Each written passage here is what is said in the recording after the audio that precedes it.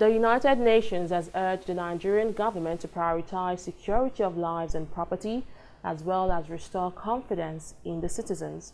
Special Rapporteur on Extrajudicial Summary and Arbitrary Executions, Agnes Callamard, said this while giving preliminary report on her findings on the general insecurity in the country. Addressing the recent face-off between the Islamic movement and Nigeria, Callamard says there is no sufficient evidence that the group was responsible for the death of the police officer and journalist, stressing that proscription of the group is preemptive. Nigeria needs urgent action to end the pressure cooker of violence, which is claiming thousands of lives. According to my preliminary findings, Nigeria is a pressure cooker of internal conflict and generalized patterns of lack of accountability that must be addressed urgently, with issues like poverty and climate change adding to the crisis. Nigeria is currently confronting nationwide, regional and global pressures, which it was not experiencing to the same extent 15 years ago.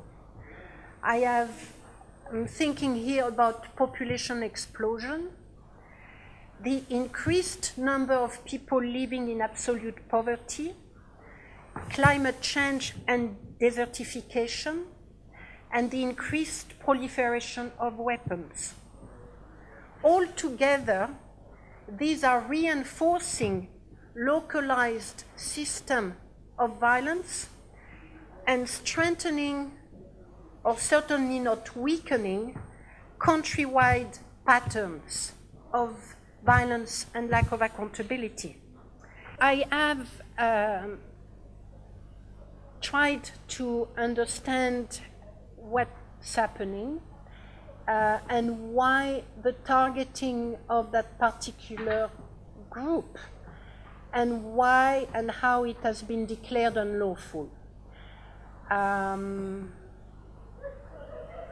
The government has argued that this group is weaponized and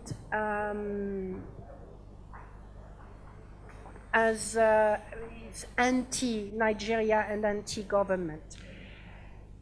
I have asked for the evidence to it, which so far I have not received. So part of me tends to think that the declaration of IMN as an unlawful group is almost prospective in its nature. It's about what they think IMN could become rather than what IMN is.